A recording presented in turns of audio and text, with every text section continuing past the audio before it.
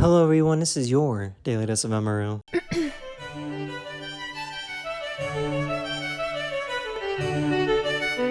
What is the...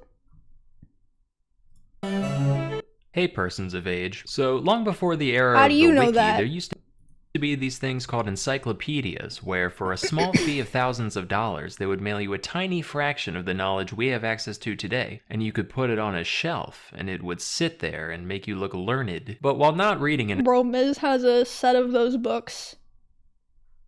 The encyclopedias that are like A to C, C to whatever. encyclopedia is easy, not creating one is much easier, and yet we do it. Encyclopedia Britannica is still in circulation today, and it's maintained by around 100 full-time editors and more than 4,000 contributors. So whose idea was this? Who was the first person to sit down and say, today I feel like writing down everything? To answer that, we must look nearly 2,000 years in the past, to the mid-70s AD. Pliny the Elder, author, philosopher, veteran, imperial administrator, and one curious buckaroo. Early in his life, Pliny's father took him to Rome to study law. Then, as a young adult, he spent several years as a junior officer in the Roman military. His interest in literature made him a few high-ranking friends there, and when he came home, he took to writing. Unfortunately, a certain apocryphal fiddler was in charge at the time, who wasn't exactly kind to intellectuals. So Pliny kept it on the DL, mostly writing about things like grammar and rhetoric, which at the time, few people found worth freaking out over. Fortunately, in June of 68, Nero finally took a hint and killed himself, and following the chaos of the Year of the Four Emperors, one Vespasian came out on top. Vespasian was a general and a friend of Pliny's, so when he became emperor, he promoted Pliny to procurator, which was like the governor of a province. Suddenly, with this guy on the throne and a cushy job to pay the bills, Pliny found himself in a position to make complete use of his own potential. By day, he continued his administrative duties, but during nights, he wrote. And over the course of a few years, with nothing but his own wits and whatever authors he could get his hands on, he created a work known as the Historia Naturalis. This consisted of 37 books, each broken up into many dozens of chapters, covering just about every topic there is. While it wasn't quite an encyclopedia in the modern sense, it's still the earliest surviving attempt at an all-encompassing scholarly work, and it is a trip. I've been reading it. It is fascinating, not only as a reflection of what people did and did not know in the Roman Empire, but also as a reflection of Pliny himself, who is a character and who made zero attempt to hide it. So today, I come to you with a brief summary of the first part of a brief summary of all human knowledge according to one dude circa 77 AD. Jesus now, the fucking original Christ. thing makes Wait, for it's a that fairly old? long read. Even removing most of the more uninteresting details, I've I didn't only even know managed to that. fit the first 2 books into today's video. As for the other 35,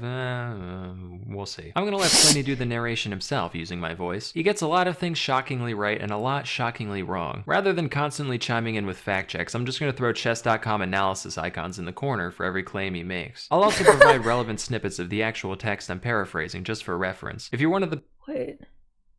It would indeed be a difficult matter to find anything which is productive of more marvelous effect than the menstrual...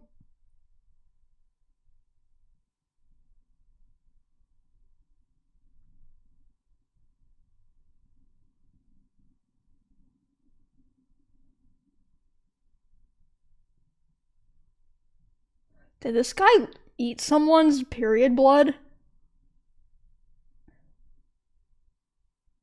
I think that's what it's about. people Wow. who likes to pause the video just to see the funny ha-has I snuck into the freeze frame. That's Rest not assured, funny, that's there will be none horrible! today. You can just let it play. One last warning, while there is a loose overall structure to this thing, it also seems like Pliny just kind of wrote whatever was in his head for a given chapter. He has a habit of jumping back and forth between completely disparate topics and going on weird personal tangents in between. I am presenting this thing in the exact order it's written, so if it at any point seems utterly scatterbrained, it's his fault, not mine. Anyway, take it away. Holy shit! Book 1 of 35. Yo. Holy moly. Right, let me get right ahead of things. These books are strictly about this world and the things we can see around it. If you're one of those madmen who think there are other worlds beyond this one, give it a rest, alright? That's psychotic. No You can't know aliens. these things, and you can't grasp infinity. Stop trying, you'll hurt yourself. So the heavens are a perfect sphere, and they spin around us perfectly. It takes 24 No, it's hours not. for them to do one spin, which is actually really fast because the universe is huge. In fact, massive objects all whooshing around us this fast should be incredibly loud at all times. Why isn't this the case? The whole shebang is composed of 4 elements, right, which sort themselves by weight. Earth is heaviest, so it falls to the middle of everything, into a sphere, and it stays still. It's the only still thing. On top of that is water, then air, and fire's the lightest, which is why the sun and stars are made of it. The sun kicks ass, easily the best of the 7 things up there. Basically a god. Not literally. Don't try to answer questions about God's nature, by the way. You'll just confuse yourself. There's at most one God, and he's everything, and he doesn't do weird human shit like getting jealous or banging other gods. I swear, people just make up new gods every time they want something specific. Let me tell you, there was a temple on Palatine Hill dedicated, through my tax dollars by the way, to fever, like the illness. You understand that's bad shit, right? Things like that are why we've got more gods than people at this point. Folks in other countries worship animals and obscene things like stinking meats. There are gods of theft and other crimes. It's all folly. You want to be godly? Just help others. That's the way of the old Roman nobles. Wait, so did people used to make gods like OCs? Like people were like, I want to make a god. So it was like making a persona on Twitter when you were bored? Damn, that's crazy. And that's the way of the noblest noble of all, Emperor Vespasian Augustus, who may or may not be my best buddy. But anyway, if there is a god, he doesn't care about what you do. People put crazy emphasis on the religion, avoiding foods, worrying themselves sick about all kinds of sacred rules. Look, I hang around the Capitol. There's a lot of rat bastards in politics, real scumbags, and they are thriving. You don't need to torture yourself. Have a bacon. Nobody gives a shit. Back to the stars, which, by the way, also don't give a shit about you specifically. For big history-changing stuff, yeah, they'll act up, but you, reader, do not need to worry. Anyway, most of them are fixed in a sphere really high up there. We'll call this the heavens. Between the heavens and the earth, there are 7 other bodies to talk about. Highest up there, we got Saturn, then there's Jupiter, Mars, the Sun, Venus, Mercury, Moon. The heavens spin to the right, all these guys spin to the left. Saturn is cold, Mars is hot, but Jupiter's just right. The Sun's orbit is made up of 360 degrees, 1 degree per day, except not quite. We have to add 5 1/4 days or else our sundials break. Down to Venus and Mercury, these guys are weird because they like to hang around the sun. Fun fact, Venus is actually bright enough to help out the sun and moon sometimes. When it's helping the sun, we call it Lucifer, the light bringer. And when it's helping the moon, we call it Vesper, the sleepy time guy. Mercury tries to do the same thing, but he's much more lame and cringe, so he can't. The moon's got phases, as you know, and she gets closer and farther away at different times. And Daimion figured out lots of cool info about the moon's orbit, and you assholes bullied him for it. Yeah. This man unraveled the secrets of the universe, and in return, everyone goes, oh ho ho, he's in love with the moon. That's because humans are sick in the head. They'd rather read stories about bloodshed and massacres like that matters more than the fabric of reality. Get a clue. Anyway, the moon has phases because of the way it borrows light from the sun, which might be what these other guys do too, we don't know yet. All those spots on it are actually puddles because it likes to draw up moisture from the earth, which is where we get the tides. And every now and then, it casts its shadow on earth. We call these eclipses, and they are freaking wicked. Eclipses can happen the other way around too, and the way these happen prove that the moon is bigger than the earth and the sun's way bigger than both of them. Oh, and just so we're clear, eclipses are a natural thing. It's not the apocalypse or God's wrath. They follow rules. Even the Greeks could predict them. Settle down. Back to the planets. They're all kind of in the same belt up there. You got most things right. They all get farther and right. closer to us at different points because their orbits are complicated. They mostly follow the same rules as each other, but there's some goofiness, like the ones further than the sun move the slowest when they're the farthest away from us, but the closer ones move the quickest then. We can chalk this up to the sun emitting vapors that must push them around in weird ways. Thunderbolts come from Jupiter, and we don't know why. One theory is that it's because Saturn is very moist and Mars is very fiery, and when they meet in the middle,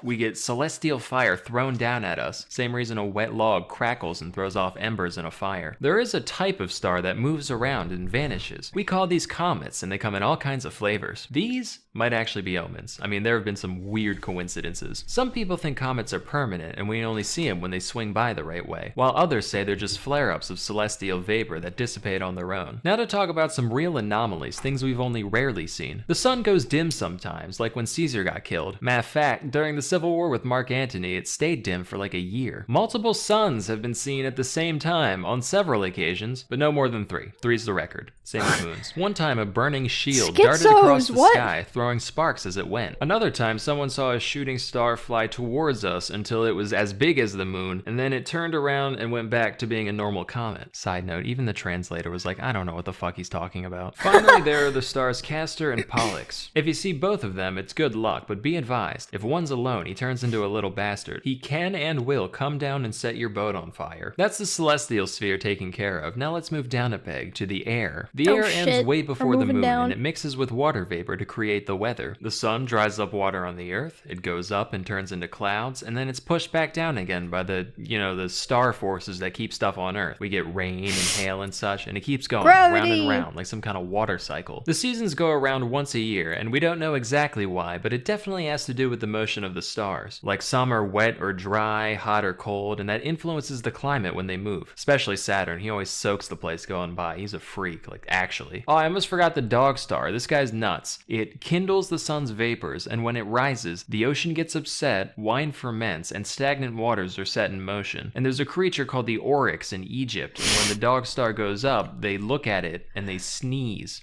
out of worship. It also makes dogs go rabid, hence the name. But the stars and the seasons they create have profound effects on nature, and it's not just the weather changes that do it. Some flora and fauna have weird links to the heavens. Pelagium blooms right on the winter solstice, even when hung up to dry in the house. And heliotrope follows the sun, even when it's cloudy. The moon makes oysters bigger and ants lazier, and diseases in the eyes of livestock will grow and diminish based on its phase. That's just a few examples. Hey, let's talk about the winds. The ancient Greeks have published a lot of great observations about the winds. Those were warish, disconnected times, which makes their work all the more impressive. Nowadays, in this great peace, every shore of this sea welcomes Romans. And what are we doing? When's the last time we sent anybody out to investigate this world with inquiry in their heart? Plenty of expeditions, sure, but that's just because you got some shit to sell. Rather than pursue science that could benefit all of mankind, you're hawking olives in Byzantium just to watch your abacus go up. Greed. But anyway, how many winds are there? The ancients recognized 4, but that's clearly not enough. The next generation overcorrected, brought it up to 12, and shit got messy, inelegant. So today, us modern folk take the middle of the road with a nice even 8 total, 2 for each quarter of the heavens, and they've got a bunch of fun names. And yeah, if we wanted to add in the old reject winds, we could, and there's even a couple extra secret winds only recognized by a select few. Plus, there's certain winds that only blow in certain regions of the world, but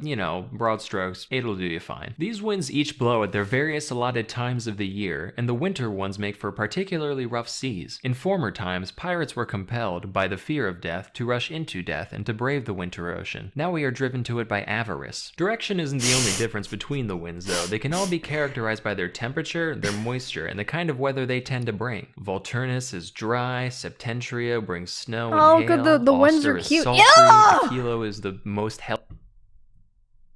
Why did he draw that one like that? And that one looks like a foot with toes. Oh my god. Real motley crew, those winds. Hi, Vera. While those guys are generally pretty calm, we must also consider looks like a bit.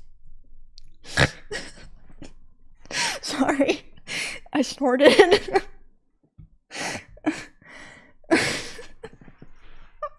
Gusts we call storms. Storms are self-contained events that come in a few flavors themselves, like Eknephius, which brings thunder and lightning, or Typhon, which doesn't. Certain storms also give rise to whirlwinds, which are these giant, loud pillars of wind and moisture that destroy everything in their path. They are so dense that they can actually support themselves on the ground, and if they happen over the sea, they suck up the water as they go. Thunderstorms produce lightning, and lightning is crazy. That was 2 lifetimes ago. Where it can damage things on the inside while leaving the outside unharmed.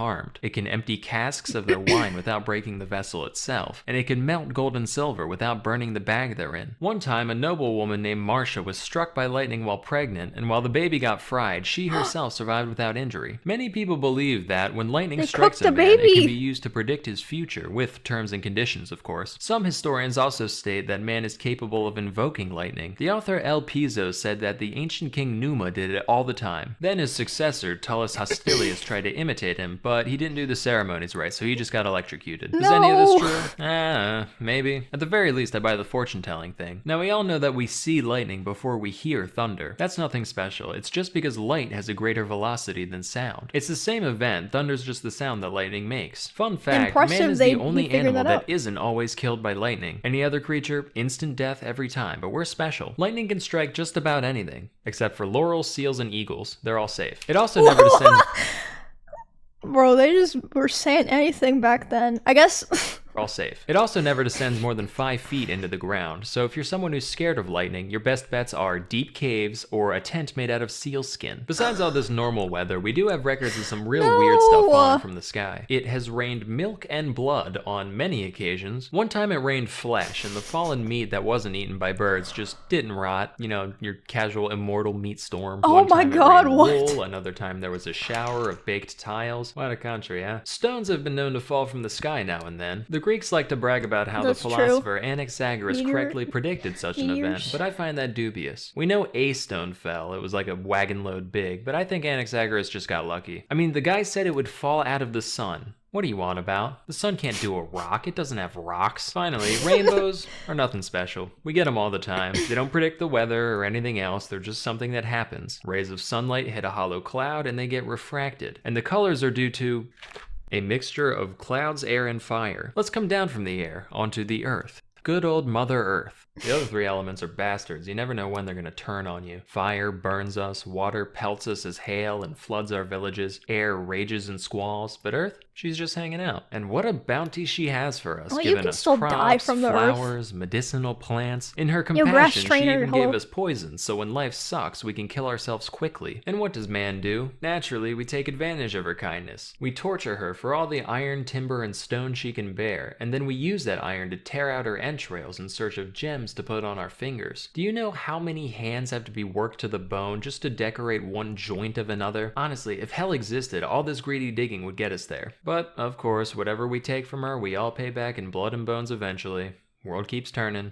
Just wish y'all weren't such ingrates about it. Anyway, as we said, the Earth is a perfect sphere, except for, you know, mountains and valleys, but close enough. There's a question we get all the time when people first learn about this, particularly from the commoners. They'll go, right, if Earth's a ball, why don't people on the other side fall off? To that I say, why doesn't the whole thing fall down? Where would it go if it did? Up into the other sky? That doesn't make sense. No, the Earth is right where it belongs. Then they'll say, alright, fine, but why's the ocean flat then? Guess what? It's not. Here, take a glass of water, fill it to the brim, then drop a little something in there. See that slight subtle curve? That's the ocean. You can see it when a ship goes out to sea. The bottom bit will disappear over the horizon before the mast does, and so it goes all the way around. One time some Indians got blown off course by a storm and ended up in Germany. Side note, this was not the first nor the last time the translator started his annotation with this exact 11-syllable sigh of frustration.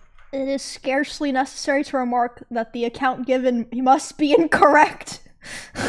He's shitting on him. The must have crossed had to be massive, like half the globe. Real quick, let's think about how much of the world is even inhabitable. We got one hemisphere over here, which is divided into 5 zones, right? On the top and bottom, miserable, nothing but cold and darkness. In the middle, sun's too close, burns everything, miserable. So already we only got 1/5 of the place to ourselves. Then take into account all the seas and mountains and wilderness and other crap in the way, there's barely anything left. And this is what every war in history has been over, this tiny portion of what amounts to a speck in the universe. Even if you conquered the world, you'd have barely started. And how much of it can you bring with you to the grave, huh? So the Earth is in the middle of the universe, and we know this because of the equinoxes. Day and night, perfectly balanced on these 2 dates. We're right in the middle. It just makes sense. There's plenty of other proof that we live on a globe. Certain stars can only be seen from different parts of the world, and that's because the Earth's in the way. Just ask a sailor, they'll see new stars squink their way out of the horizon as they go. Also, eclipses show that the time of day depends on your east-west position. A few years back, the same eclipse of the sun, same exact event was seen at 8 in Campania, but at noon in Armenia. Try splaining that one, planists. Here's another. One time, a courier named Philonides ran from Sicyon to Elis, which is a distance of 1,200 stadia. The way there took him 9 hours, but then the return trip took him 15. And it's not because he was tired or took a break somewhere. Brother, he ran against the sun. Likewise, the length of shadows on a given day depends on your latitude. In Egypt, on the summer solstice at noon, their sundials cast a shadow half the length of the pointy bit, whereas in Venice, at the very very same hour, the shadow's as long as the pointy bit. What if does you it keep going mean? south, eventually you'll reach a point where the sun's straight up at the solstice. We dug a well in a town called Syene just to check, and sure enough, it's light all the way down. If you go even further south, you'll notice the sun do that twice a year at equal distances from the solstice. That shit's still There's also flat. a place in India where there just aren't shadows, ever, and as a consequence, the people there don't know what hours are. But because of the way the sun moves, you'll notice that the longest day of the year is longer the further north you go. In Alexandria on the summer solstice, they get 14 hours of daylight. In Italy, it's 15, and in Britain, it's 17. Following this pattern, we believe that at the very North Pole, it's 24, meaning they get 6 months of daylight at a time, with 6 months of night on the other side. The difference in climate based on latitude is clearly reflected in the nations that live there. For one, the Ethiopians. Let's talk about earthquakes. The Babylonians used to blame these on the movements of the stars. One guy is even said to have predicted an earthquake through astrological means. Is that true? I'll let you be the judge. I, for one, believe that earthquakes are caused by the winds. Think about it. Before an earthquake, it's always I'm very confused. calm. The seas are tranquil. There's not a single bird in the sky. Why? No wind. They can't fly. Where'd the wind go? Oh, because he was Roman. It gets stuck down there and it builds up until finally hell literally breaks loose. It starts off with a horrible noise like cows mooing or people fighting in the distance. Then everything shakes, hard. Whole city walls get knocked down and sometimes the earth opens up and swallows them entirely. The shaking's even noticed by people on ships who get hit by waves without any wind. Earthquakes also make well water turn cloudy and smelly. So the obvious question is, what the hell can we do about it? Well, places with a lot of natural caverns or man-made sewers tend to get fewer earthquakes. That's because the underground air has an easy way to escape. Buildings that are arched or that lean against each other also tend to fare better in the event of an earthquake. Barring all else, at least things are usually over with quickly. Although some earthquakes have been known to last days, months, even 1 or 2 years straight. As for related anomalies, about a century and a half ago, 2 mountains slammed together and collapsed, and fire and smoke came from the ground where they stood. More recently, under Nero, there was a knight named Vectius Marcellus who woke up to find that his fields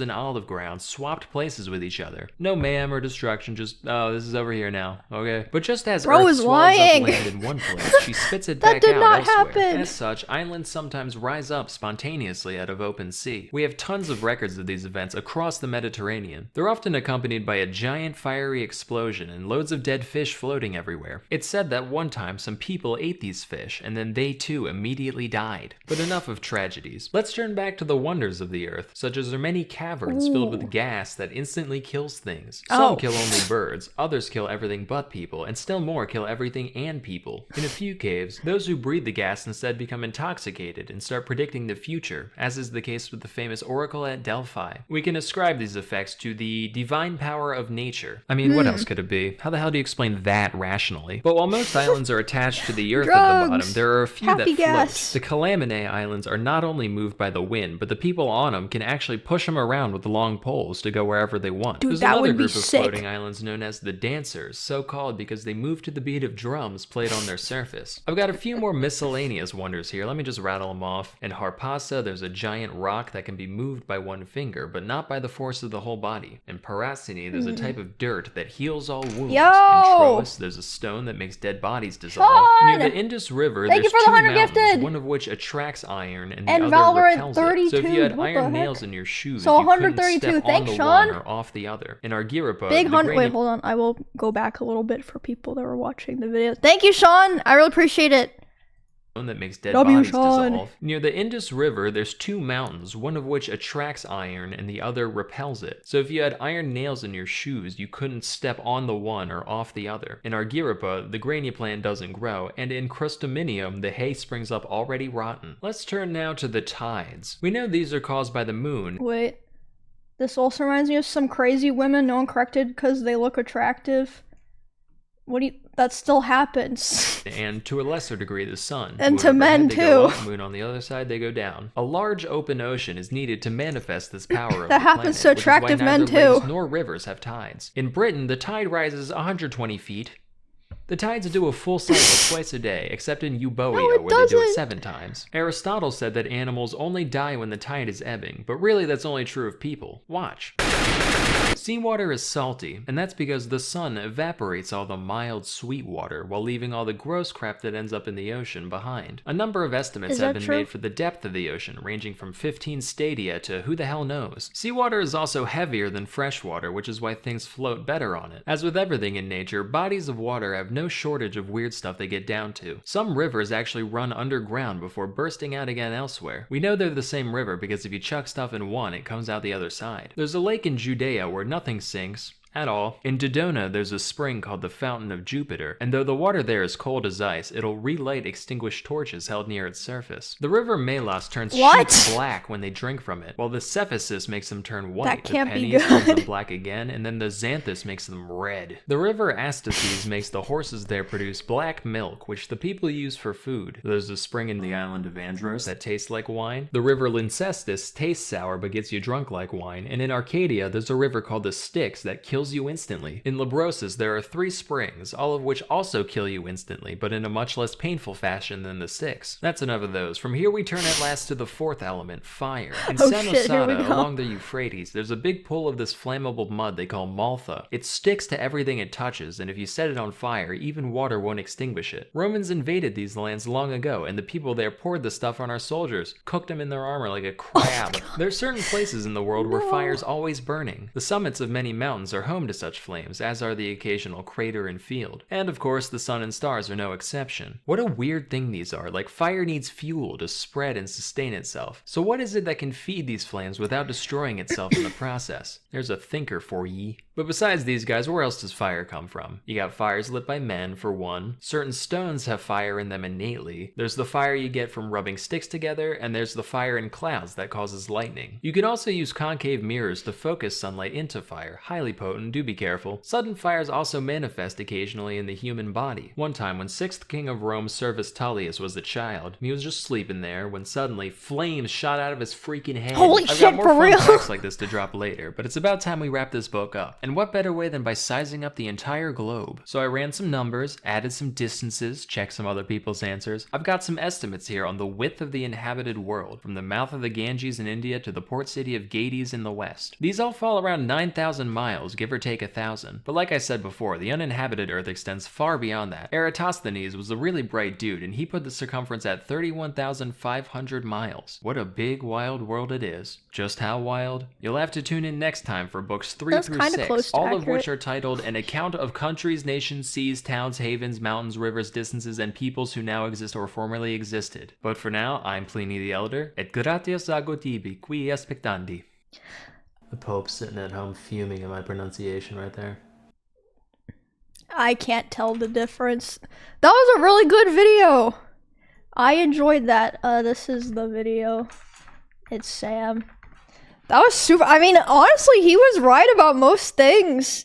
That's the most impressive part, I guess. He was right about almost everything.